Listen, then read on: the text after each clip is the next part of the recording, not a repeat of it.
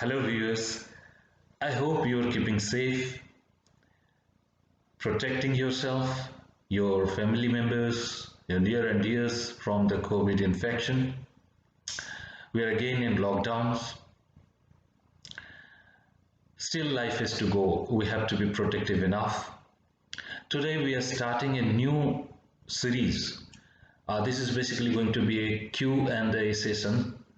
Though we are not live on the first one, I think subsequent ones we will be live maybe through Facebook or some other ways. But even then, meanwhile, you can send your questions. So far, we have got some 5, 6 questions in fact, and those questions we are going to address today.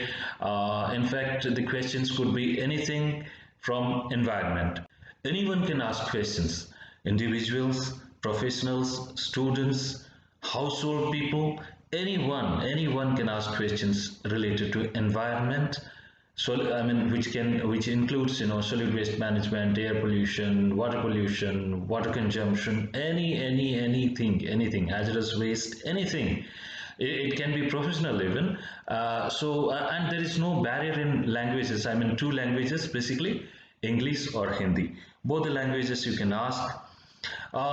Till we are not live, you can send your questions through the WhatsApp number I am sharing sharing in the description. You can also ask your questions by placing those in the comment section. Today we have with us R.K. Tyagi, who is he's having an enormous experience in environment, health, and safety in corporates. So he'll be addressing our questions because all the 5 questions or 6 questions, whatever we have, are related to somehow to the industry side or maybe business industry or non-industry business. So have a watch. Mr. Tyagi, welcome to our show, sir. Thank you. Thank you Sir, very we much. will not have any actually language barriers क्योंकि कुछ लोग हिंदी में questions कर रहे हैं, कुछ लोग English में कर रहे हैं, तो प्रेफर करते हैं कि हिंदी में भी वी कैन द रिप्लाई और क्वेश्चन जो हिंदी में है वो तो हिंदी में फिर हम बोल ही सकते हैं। तो जो पहला सवाल आया है सर, एक अनीता लोधा वो जानना चाहते हैं how to manage non hazardous waste in industrial units.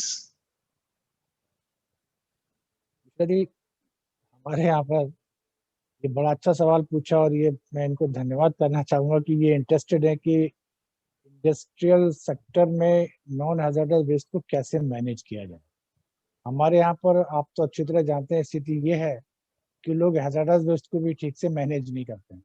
Right, ये हालत है ना, वो के यहाँ पर जनरेशन का वॉल्यूम अगर एक्स है तो वो जो डंपिंग यार्ड है वहां पर भेजेंगे x-10, बाकी को वो दूसरे रास्ते से बेच देंगे। हमारे यहाँ की स्थिति को देखते हुए होना तो यही चाहिए।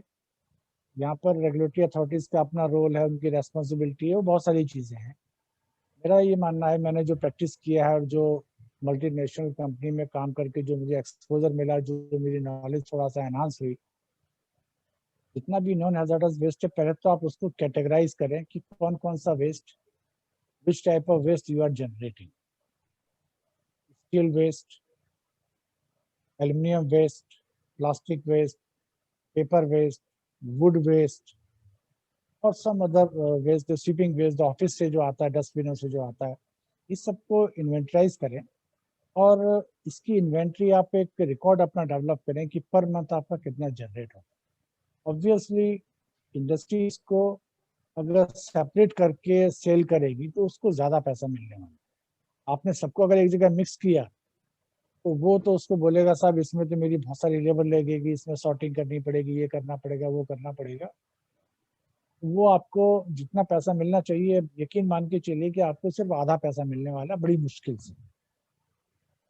पहले तो आप इन्वेंट्री करें, सॉर्टिंग करें, क्योंकि आपका जो सोर्स ऑफ जनरेशन है सबका डिफरेंट है। स्टील वेस्ट आपका किसी शॉप से जनरेट होता होगा, एल्यूमिनियम वेस्ट किसी दूसरी शॉप से जनरेट होता होगा, पेपर वेस्ट आपका ऑफिस से आ रहा है, वो आपका सोर्स ऑफ जनरेशन सब डिफरेंट है।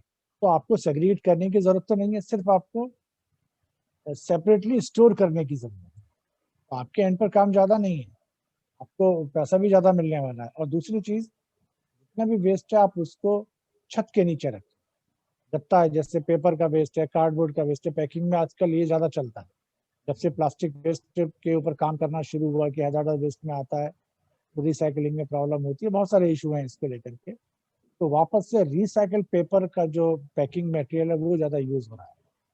आप इसको अगर छत के नीचे रखेंगे तो आपको इसका ज्यादा पैसा भी मिलने वाला है। बाहर रहेगा तो उसमें सर्दी में बहुत सारी ओस पड़ती है, बरसात में 4-6 महीने कभी भी बारिश हो गई, एक बार भी बारिश होगी तो आपका जो पूरे महीने का वेस्ट है वो सब वेस्ट हो गया। उसका आपको यकीन मानिए 10% भी पैसा तो कबाड़ी वो नहीं देने वाला है। तो वेस्ट को आप सेपरेटली रखें। और दूसरा चीज ध्यान में रखें, और उसके नीचे जो फ्लोरिंग है वो हमेशा पीसीसी फ्लोरिंग होनी चाहिए,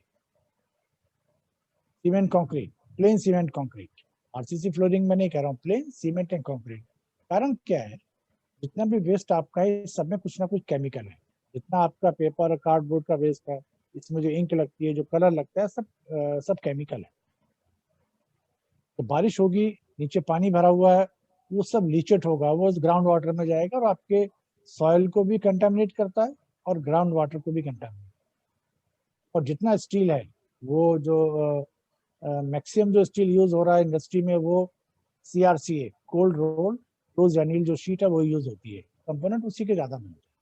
और जब वो स्टील मिल से आता है तो उसमें रस्ट प्रिवेंटिव ऑयल लगाया जाता है जिससे कि रस्ट फॉर्मेशन नहीं हो। और जब ऐसा फिर जब आप उसको पंचिंग करते हैं, कोई कंपोनेंट बनाते हैं, ड्रॉ करते हैं, इस तरह के जो प्रोसेस आप करते हैं अपनी इंडस्ट्री में, तो फिर से वहां पर आप एक लुब्रिकेंट ऑयल यूज करते हैं जिससे कि वहां पर हीट जनरेशन ज्यादा नहीं हो, आपका कटिंग टूल का वीर एंड टियर ज्यादा नहीं हो जाए, लुब्रिकेशन के लिए यूज करते हैं ना। तो सारा ऑयल जो आपके स्टील वेस्ट पे आया हुआ है, जब आपने खुले में उसको स्टोर कर दिया, बारिश होगी, पानी पड़ेगा, वो पानी में डिजॉल्व होगा, सॉइल में जाएगा, फिर वो ग्राउंड वाटर में जाएगा। कंटामिनेशन पानी का भी हो रहा है और सॉइल का भी हो रहा है। तो just to prevent the contamination of soil and water, it is not better, it is always recommended to store all of waste, whether it is metallic waste or non-metallic waste, under roof with pakka flooring, the flooring of PCC. If we talk about solid waste, उनका question मुझे जहां तक समझ आ रही है वो solid waste के बारे में कह रहे हैं, और उसके संदर्भ में जो सॉलिड वेस्ट मैनेजमेंट रेगुलेशंस, जो रूल्स 2016 के संदर्भ में अगर बात करें तो मुझे लगता है 2-4 चीजें उनका शायद ये होगा कि एक तो जैसे कैंटीन वेस्ट है, उसको किस तरह से आजकल जैसे जो म्युनिसिपल कॉर्पोरेशन है या जो इनका डेवलपमेंट अथॉरिटीज हैं, ये लोग कुछ एक इम्पोज कर रहे हैं जिसपे कि आपका जो ग्रीन वेस्ट है, पर्टिकुलरली द वेट वेस्ट, उसको कंपोस्टिंग करने के लिए कह रहे हैं। तो एक बायोडिग्रेडेबल एक इक्विपमेंट लगाना पड़ता है जो कंपोस्ट निकाल देता है, उसको बायोडिकम्पोजर बेसिकली कहा जाता है। और वो एक इक्विपमेंट होता है जिसमें कि आप वेट वेस्ट आप डालेंगे तो एक तरफ से लिचेट आएगा और एक तरफ से you will get the compost. उसका एक प्रोसेस होता है, एक साइकिल होता है। तो that is one way. And then the dry waste, जैसे आपने बताया कि ड्राई वेस्ट में सारी चीजें जैसे प्लास्टिक, पेपर और ये सारे को आपने बता दिया, तो इनको अपना सेग्रीगेट करके रखें और ग्रेजुअली उसका एक रिकॉर्ड रखने के लिए कहा आपने। तो जो रिकॉर्ड रखने की बात आपने कहा सर, क्या उसका कोई फॉर्मेट गवर्नमेंट ने दिया है या कुछ इनको खुद को कोई एसओपी क्रिएट करके करना पड़ेगा? ये तो एसओपी इनको खुद क्रिएट करना पड़ेगा गवर्नमेंट ने, क्योंकि गवर्नमेंट इसका कोई रिटर्न नहीं मांगती कि कोई आप उसके रिटर्न सबमिट करें। तब वो इसका कोई ऑथराइजेशन रिलीज नहीं करते हैं, रिटर्न अपने पास डिमांड नहीं करते हैं, तो फॉर्मेट भी नहीं देंगे। और जो ये एक्चुअली जो म्युनिसिपल सॉलिड वेस्ट है उसको लेकर के थोड़ा सा भ्रम की स्थिति बनी होती है। लोग अपने यहाँ पर म्युनिसिपल सॉलिड वेस्ट को ज्यादा इंपॉर्टेंस दे नहीं रहे हैं अभी भी। कैंटीन का जो वेस्ट है, कैंटीन का वेस्ट है, फिर फैक्ट्री में जो प्लांटेशन लगा कर रखते हैं उसकी जो ड्राई लीव्स हैं, उसमें जो लॉन में जो ग्रास कटिंग होती है, वो सारा का सारा वेस्ट जो है वो चला जाना चाहिए कंपोस्टिंग के लिए। और वो कंपोस्ट खाद जो बनेगा तो आपके वहां पे यूज होगा। आपके पास एक्सेस बचता है तो अपने एम्प्लॉइज को दे दीजिए। अब दूसरा सवाल आया है, ये मिस्टर वरुण शर्मा, इन्होंने एक्चुअली एक सवाल किया है, बट ये लोग दोनों ने, अनीता ने भी अपना नाम खाली लिखा है और सिटी नहीं मेंशन किया है। वरुण शर्मा ने भी अपना सिटी मेंशन नहीं किया है। इनका क्वेश्चन ये है कि what should be the frequency to conduct drinking water testing in an industry. और आपसे बेहतर ये शायद कोई बता पाए, क्योंकि ईएचएस आपने इतने 40-42 साल आपने ईएचएस देखा है, तो I think this is a good question to you. हाँ मिस्टर, इंडस्ट्री में ड्रिंकिंग वाटर जब एनालिसिस की बात आती है तो majority of the industries taking water from the ground water, वो एक्सट्रैक्ट करते हैं। कुछ बहुत मिनिमल इंडस्ट्री है जो म्यूनिसिपल टैप वाटर यूज करते हैं। उनको इनिशियली जो हमारा IS है 10500 एज पर दैट स्टैंडर्ड, उनको शुरू में कम से कम मैं रिकमेंड करूंगा कि जब आप शुरू करते हैं तो कम से कम 6 महीने तक आप हर महीने कराइए। 6 महीने के बाद आपको समझ में आएगा कि कुछ पैरामीटर जो बिल्कुल चेंज नहीं होते। उसके बाद में आप उसका पूरा रिकॉर्ड बनाइए। सबसे अच्छा रहेगा उसका एक ग्राफिकल प्रेजेंटेशन उसका एक बना। और जब आप स्टडी करेंगे कि कुछ पैरामीटर्स उसमें बिल्कुल चेंज नहीं होते, उनको आप छोड़ दीजिए। और उसके बाद आप फिर जब आप एनालिसिस करेंगे तो आपको लगेगा कि जैसे बरसात से पहले अगर आपने सैंपलिंग शुरू की है, बरसात से पहले जो डिजॉल्व सॉलिड है उसका लेवल कुछ और है।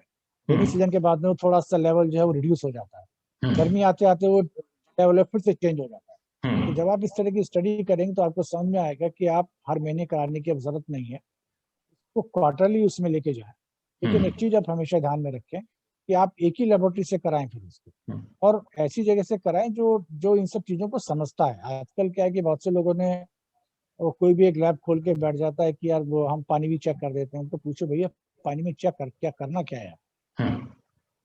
इसको लेकर के जब आप काम शुरू करेंगे तो ये छोटा काम दिखता है लेकिन ये बहुत बड़ा काम है। फिर आपके अगर प्रेमाइसिस में 2 या 2 से ज्यादा बोरवेल है तो आपको सबका सेपरेट कराना है। जब आप उसको एनालिसिस रिपोर्ट जब आप देखेंगे, उसको एनालाइज करने की कोशिश करेंगे, तो आप देखेंगे कि दोनों बोरवेल की जो जो पानी की क्वालिटी वो डिफरेंट है।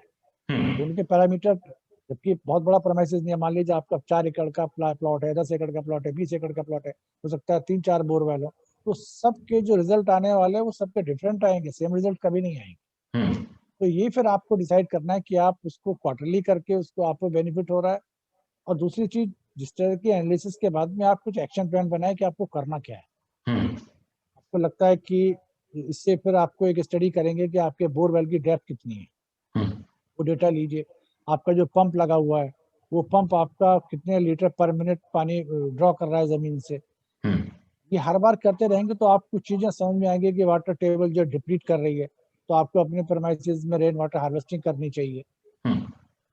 इस एनालिसिस का तभी फायदा है कि आप कोई एक्शन प्लान बनाए, उसको ठीक से यूज भी करें उस डेटा को। सिर्फ एनालिसिस करने के लिए डेटा को, उसकी डेटा कलेक्शन का कोई मतलब नहीं होता जब तक कि आप उसको डेटा को पॉजिटिव वे में, पॉजिटिव मैनर में उसको यूज नहीं करते।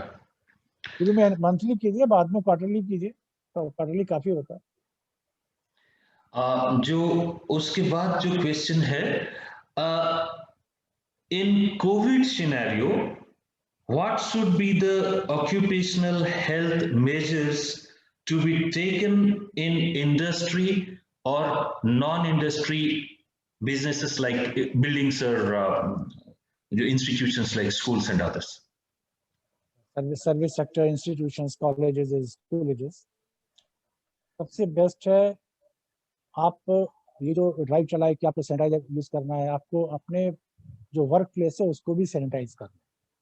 अब जैसे मैं आपको एक एग्जांपल बताऊं, किसी सेटअप में बहुत सारे विजिटर आते हैं, जो गेट पास रिलीज करता है, सिक्योरिटी वाला जो एंट्री करता है, तो वो एक टेबल में बैठा होता है। टेबल की जो विड्थ है मुश्किल से 2.5 फुट है। आप झुक के एंट्री कर रहे हैं, वो भी झुक के बैठा हुआ है, तो दोनों बिल्कुल आमने सामने 1 फुट का गैप आ गया। 6 फुट तो मेंटेन नहीं हुआ। इस कंडीशन में वहां पर एक ग्लास दिया जाए। और आजकल बायोमेट्रिक सिस्टम आता है, ऑटोमेटिक कैमरा लगा हुआ है, आपका फोटो निकला प्रिंटर से, आपका गेट पास बन के आ गया। इस तरह के सिस्टम पे जाएं, दूरी रखें। और इस तरह के सेटअप में ऑफिस में जहाँ पर तीनों शिफ्ट में काम होता है, तीनों शिफ्ट में ऑफिस का, फैक्ट्री का, जहाँ जो भी वर्क प्लेस है उसका सैनिटाइजेशन आता है ना, सोडियम हाइपोक्लोराइड का सॉल्यूशन, उसका स्प्रे बहुत जरूरी है। और वो ऐसे छोटे मोटे इक्विपमेंट से स्प्रे नहीं करना है, आजकल स्प्रे पंप आते हैं बड़े बड़े, उनसे स्प्रे कीजिए, क्योंकि जितना ओके। मिस्ट, फाइन मिस्ट जाएगा तभी वो पूरे एरिया को सैनिटाइज करेगा। और ड्रॉपलेट कहीं गिर गए, कहीं गिरे, कहीं पे नहीं गिरे, उससे हाँ, सैनिटाइजेशन नहीं होगा। राइट नंबर एक, जो लोग आपके यहाँ पे काम करने आते हैं, आप उनको बोलिए कि जब वो घर वापस जाते हैं तो अपने जूते घर के अंदर नहीं ले जाए, राइट। जूता घर के बाहर खोलें, और जूते के सोल को भी सैनिटाइज करें। तीसरी चीज, कैंटीन। कैंटीन में जो फूड सर्व होता है उसका टेम्परेचर, आजकल बेन मेरीज आती है कैंटीन में, ऐसा नहीं होता कि 10 मिनट में चले जिस पर सारे वायरस मर जाते हैं, इंक्लूडिंग कोरोना वायरस भी 70 पे बचेगा नहीं। तो 70 डिग्री पर उनको जो भी ईटेबल आइटम्स हैं वो 70 और 75 डिग्री पर सर्व किए जाएं। तब और जितने उनके यूटेंसिल्स हैं उनका भी फिर डिसइंफेक्शन होना चाहिए, तब गर्म पानी में धोया जाए 70 डिग्री में, राइट। डिटर्जेंट अच्छा यूज, और वीक में एक बार जितने यूटेंसिल्स हैं जिसमें खाना बनता है वो भी, और जिसमें खाना सर्व होता है वो भी, उसका डिसइंफेक्शन और किया जाए। क्योंकि बहुत सारी, ये तो हो गया कोरोना से बचना है, लेकिन साथ साथ ये है ना, किसी को अगर कोई कम्युनिकेबल डिजीज है तो वो भी कम्युनिकेट हो रही है राइट। यूटेंसिल्स का। और जब मौका लगता है तो थोड़ी देर बर्तन को धूप में रखा जाए, और हाथ तो बिल्कुल नहीं मिलाना है। मास्क, आजकल डबल मास्क पहनना है, और कपड़े का मास्क 3 लेयर का होना चाहिए। और कपड़े वाला मास्क जब आप घर वापस जाते हैं तो रोजाना उसकी क्लीनिंग होनी चाहिए सोप से। टॉयलेट का भी डिसइंफेक्शन दिन में कम से कम 2-3 बार किया जाए, हार्पिक से उसको वॉशिंग की जाए। और जो जो हाउसकीपिंग मैन उसको क्लीन करने के लिए जाएगा वो पीपी किट में जाए पहन के, ग्लव्स तो जरूर होने चाहिए, कैप भी पहने हुए हो, गॉगल लगा हुआ हो उसको, मास्क उसने डबल लेयर वाला मास्क, 2 मास्क लगे हों, तब वो उसकी क्लीनिंग करेगा, तब वो पानी से वॉश करके उसको आएगा दिन में कम से कम 3 बार। और जो उसका जो रूम है, टॉयलेट रूम है, उसका डिसइंफेक्शन सोडियम हाइपोक्लोरेट से आपको 3-4 बार करना ही है। ज्यादा कर सकते हैं तो बहुत अच्छी बात है। ऐसे ही आपको यूरिन पॉट का है, जो toilet, canteen, common places, staircases, इनका डिसइंफेक्शन और इनकी क्लीनिंग के पर बहुत ज्यादा ध्यान देने की जरूरत है। और जो फ्लोरिंग है आपकी, जब आप मॉपिंग करते हैं तो आजकल बहुत सारे डिसइंफेक्टेंट आते हैं, उसमें उसको वो डाल के मॉपिंग कीजिए, तब कीजिए उसको, क्योंकि उससे, क्योंकि आप तो बाहर से आ रहे हैं, आपके जूते में जो कोरोना लग के आ गया तो आ गया ना। मैंने कहीं पे देखा था, उन्होंने प्लास्टिक की ट्रे में वो डाला हुआ है, एक पैड बनाया हुआ है मोटा, उसमें उन्होंने ये जो आजकल सैनिटाइजर आके वो डाला हुआ है, उसमें दोनों पैर रख के अब आप जाएंगे तो आपके पैर डिसइंफेक्टेंट हो गए और आपके ऑफिस में कोरोना नहीं आ रहा। तो ये सब चीजें आपको, और ये बड़ी ईमानदारी पूर्वक इसको करना है। और जो आदमी इनको साफ करेगा वो पीपी किट पहन के साफ करेगा। पीपी किट मंगाइए, कोई ज्यादा महंगी नहीं आती है, ह्यूमन लाइफ से कोई भी चीज महंगी नहीं है, सब चीजें सस्ती है, ह्यूमन लाइफ ट्रू। बहुत कॉस्टली है। आपको थोड़ा एक्स्ट्रा खर्चा करना है तो करना ही चाहिए, करना ही पड़ेगा। तो नेक्स्ट क्वेश्चन है, वो थोड़ा सा सेफ्टी रिलेटेड है मेरे ख्याल से। We have a gas bank on sorry we have a gas bank in our hospital, what are the EHS compliance requirements? Hospital में गैस बैंक है, मैं उसका समझता क्या हूँ क्या ये हॉस्पिटल ईएचएस में गैस कंप्लायंस बैंक की बात रिक्वायरमेंट्स? कर रहे हैं। हाँ, वो शायद ऑक्सीजन गैस बैंक उनके माइंड में है, मुझे ऐसा लगता है। मुझे लग किसी रहा भी है गैस का कोई गैस सर बैंक है। ऑक्सीजन का हो सकता है, ये इन्होंने लिखा नहीं कुछ, only gas bank they have written, he has written. मैं दोनों मैं उनको काफी एलोबरेट करने की कोशिश करूंगा कि ये सबके भी काम आएगा। और हॉस्पिटल्स में 2 तरह के गैस बैंक यूज हो रहे हैं, एक तो ऑक्सीजन का और एक उनके किचन के लिए एलपीजी का। पहले हम हाँ ऑक्सीजन की बात कर लेते हैं। हाँ। ऑक्सीजन का गैस बैंक, क्योंकि आजकल हॉस्पिटल में ऑक्सीजन की कंजम्पशन बहुत ज्यादा है।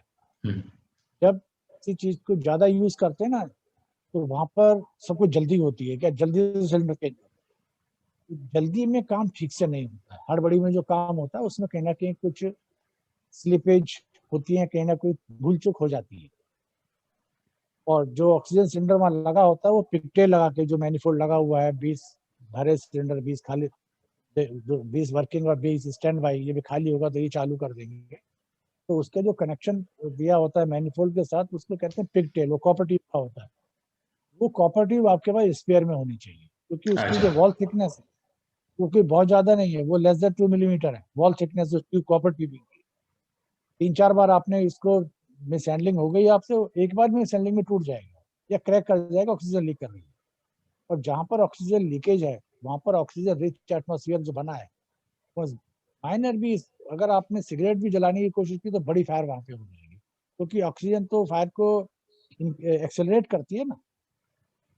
सिलेंडर एक तो जब आप रिसीव करते हैं तो जो आपका सप्लायर है उसको बोलिए कि उस पर कैप लगा के लेके आएगा, और उसके ऊपर एक स्टिकर लगा होता है कि इसका हाइड्रो टेस्ट कब हुआ है। आपको याद होगा अभी 4-5 दिन पहले एक ऑक्सीजन प्लांट में जहाँ पर सिलेंडर की रिफिलिंग हो रही थी, सिलेंडर बस्ट कर गया, बिल्कुल 3 बिल्कुल। लोग मर गए और 7-8 लोग अभी भी हॉस्पिटल में। इसका रीजन क्या था कि अभी तो लोगों ने कबाड़ियों के यहाँ से भी सिलेंडर परचेज कर लिए, हम्म। जो सिलेंडर इंडस्ट्री ने डिस्कार्ड कर दिए क्योंकि उनकी लाइफ पूरी हो गई या कोरोजन ज्यादा हो गया, जो भी रीजन रहा होगा, हम्म। हम कबाड़ी से लेके आ गए। तो इंडस्ट्री ऑक्सीजन सिलेंडर को रिफिल करती है, ये उसकी रेस्पॉन्सिबिलिटी है कि इंश्योर करे कि उसका हाइड्रो टेस्ट हुआ है या नहीं हुआ है। अगर उसकी डेट ओवर हो गई है तो उसको विदाउट हाइड्रो टेस्ट वो रिफिलिंग ना करे। तो हो गया वहां पर। जब आपके एंड पे सिलेंडर आया तो सिलेंडर का जो पीतल का वॉल लगा है ना, उसके नीचे एक रिंग लगी होती है, उसमें सारा डिटेल दिया होता है कि इसका हाइड्रो टेस्ट कब हुआ है और किस गैस के लिए सिलेंडर बना, ये जरूर चेक कीजिए। हाइड्रो टेस्ट की अगर उसमें डेट नहीं है तो आप उसको अपने मैनिफोल्ड में लगाए नहीं, कभी भी बस्ट करेगा। दूसरा, उसके 20 फीट की विसिनिटी में कोई भी कंबस्टिबल मटेरियल या फ्लेमेबल मटेरियल नहीं हो, और कोई एलपीजी मैनिफोल्ड उसके आसपास नहीं होना चाहिए। किचन काम कर रहा है, यहाँ ऑक्सीजन लीक करेगी तो किचन 20 फीट का डिस्टेंस जरूर चाहिए, वेंटिलेशन वाला एरिया होना चाहिए, वहां पर बैठ के कोई भी आदमी बीड़ी सिगरेट नहीं पिएगा। जब वहां पे कोई व्हीकल आता है तो व्हीकल का साइलेंसर की जो डायरेक्शन है वो आपके मैनिफोल्ड की तरफ नहीं होनी चाहिए। आप समझे ना, जो गाड़ी का जो व्हीकल का जो साइलेंसर है वो इसको एम नहीं करेगा, मैनिफोल्ड को टारगेट नहीं करेगा, उसके 90 डिग्री पर खड़ा होगा व्हीकल, क्योंकि उसके इसमें से अगर कोई स्पार्क भी निकल रहा है तो आपका मैनिफोल्ड बचा है, दूर रहेगा। और सिलेंडर लाने ले जाने के लिए ट्रॉली इस्तेमाल करें, उसको सड़क पर रोल करके नहीं ले जाए, साइड उसको नीचे लुढ़का दिया और रोल करके पैर की ठोकर मारी, दूर तक चला जाएगा सड़क के ऊपर। ऐसा करने की जरूरत नहीं, ये सावधानी आपको रखनी है। और सिलेंडर हमेशा उसमें कोई उसको बांध के रखना है, चेन लगी हो या कोई उसमें स्ट्रिप लगी है, कोई पट्टा उसमें लगाया हुआ है आपने, जहाँ पर मैनिफोल्ड में सिलेंडर लगा हो वर्टिकल खड़ा हो। हॉरिजॉन्टल सिलेंडर यूज नहीं करना है कभी, सिलेंडर वर्टिकल यूज करना है, वो चेन करके, क्योंकि अगर किसी को जरा भी धक्का लगा तो सिलेंडर तो नीचे गिरेगा। नीचे गिरने में अगर उसका नोजल टूट गया तो जितने प्रेशर से उसमें गैस भरी है उसी प्रेशर से बाहर निकलेगी ना, वो तो जेट इफेक्ट आ जाएगा, इसके विपरीत डायरेक्शन में वो मूव करेगा और बड़ा फास्ट मूव करता है, और इसमें इतनी फोर्स हो जाती है कि वो दीवार में होल कर देता है। अगर किसी इंडिविजुअल को लपेटे में आ गया तो निश्चित रूप से उस आदमी की डेथ हो जाएगी, वहीं पे मार देगा। इसलिए सिलेंडर को बांधना बहुत जरूरी है। और सिलेंडर जब आपके यहाँ पे आता है तो अपने सप्लायर को कहिए कि उसमें सेफ्टी कैप लगा के लाए, बिना सेफ्टी कैप आप रिसीव मत कीजिए, क्योंकि आपके यहाँ पर अगर कोई मिसहैपनिंग होगी तो जिम्मेदारी आपकी बन जाएगी। ये आपको प्रिकॉशन जरूर लेनी है। आपने जैसे हाइड्रो टेस्ट बताया आपने, तो क्या ये हाइड्रो टेस्ट जैसे हम जो हमारे घरों में या फिर जैसे इंडस्ट्रीज हो या नॉन इंडस्ट्री बिजनेसेस हो, इनकी जो किचन स्पेस में कई सारे जो एलपीजी सिलेंडर्स होते हैं, इसमें भी होता होगा सर? क्या इसमें भी होता है जो हाइड्रो ये टेस्ट की आपने बात कही? सब जगह होता है, लेकिन ये रेस्पॉन्सिबिलिटी रिफिलिंग जहाँ होती है उसकी है, घर में आपको कुछ करने की जरूरत नहीं है। हमें करने की ये जो, जरूरत नहीं हाँ, असल में प्रॉब्लम क्या होती है, ये जो गैस सिलेंडर है ये Indian oil, Hindustan petroleum, Bharat petroleum, ये लोग फिल करते हैं, तो है। ये अच्छा। सारे प्रिकॉशन देते हैं। अब ये जो जो जो स्मॉल प्लेयर्स बैठ के सिलेंडर भरने वाले रिफिलिंग, इनके क्या है कि टैंकर आ गया खाली भर रहे हैं, हम्म। तो ये इन सब चीजों को ध्यान नहीं देते हैं। इनको सिर्फ सिलेंडर आया और भर के दे दिए। ओके ये रेगुलेशन इसीलिए, वरना अगर इन्होंने ऐसा किया होता तो जो दिल्ली में जो सिलेंडर फटा है वो इंसिडेंस होने वाला नहीं था, अगर किसी ने चेक किया होता। ओके, जो आखिरी क्वेश्चन आज का है वो है, we have 2 diesel generators of 500 kVA in our establishment. Do we require air consent? की जहां तक बात है, अगर कोई इंडस्ट्री है उसके पास अगर डीजल सेट नहीं भी है तो भी उसको कंसेंट लेंगे। अगर डीजी सेट है आपके पास एक है या दो है, चाहे वो 500 kVA का है या 125 kVA का है, आपको कंसेंट तो लेनी पड़ेगी। कंसेंट के साथ साथ कंसेंट में जब आप जाएंगे तो वो आपसे दो चीजें पूछेंगे, आपके स्टैक की हाइट, डिटेल देना पड़ेगा उसमें जो एप्लीकेशन फॉर्मेट है कि आपके पास जो कितने स्टैक हैं, स्टैक की हाइट कितनी है। तो दोनों रिक्वायरमेंट अगर आपकी मीट नहीं हो रही है तो आपको पॉल्यूशन कंट्रोल बोर्ड कंसेंट नहीं देगा, बल्कि आपको वो उसको वो they are empowered enough, they can fine you. अच्छा, हाँ, बेसिकली मुझे जहां तक समझ आ रही है इस सवाल में, कई बार कुछ ऐसे state pollution, states to state जो पीसीबीज हैं या हमारे यूनियन टेरिटरीज में जो पोल्यूशन कंट्रोल कमिटीज हैं, इनका स्टेट टू स्टेट या union territory to union territory ये बार they have got some kind of relaxations. तो मुझे लगता है शायद ये इनकी इस वजह से सवाल था। बट एयर कंसेंट पे आपने जैसे बताया, एयर कंसेंट जिसका हो, अगर हम स्पेसिफिकली देखें तो ऑन नेशनल लेवल जो सेंट्रल पोल्यूशन कंट्रोल बोर्ड कहती है, तो जहां पे भी एयर एमिशन है वहां पे एयर पोल्यूशन का वो एयर एक्ट के अंदर उनको लेना चाहिए, एयर जो कंसेंट लेना चाहिए। तो ये हो गया आज का क्वेश्चंस, और I think again we will have another round, maybe बी फेसबुक के थ्रू हम लाइव आए, because we are not having that much of subscribers in YouTube as of now. तो जब तक हमारे व्यूअर्स आगे और बढ़ेंगे नहीं, जब तक सब्सक्राइब, मैं इस वीडियो के थ्रू से उनको रिक्वेस्ट भी करना चाहूंगा, और भी शेयर करिए और प्रमोट कीजिए लोगों को, और जो है जितना ज्यादा हमारे पास सब्सक्राइबर्स हो जाएंगे तो उस हिसाब से we can again start live on YouTube also. But till then at least हम या तो इस तरीके से हम वीडियोस पोस्ट करेंगे, क्वेश्चन आप भेजते रहिए यूट्यूब का जो डिस्क्रिप्शन में, कमेंट सेक्शन में, या फिर हम लोग जो है फेसबुक के थ्रू आके आपका क्वेश्चंस को एड्रेस करते रहेंगे। Thank you so much sir, enjoy and stay safe. Thank you.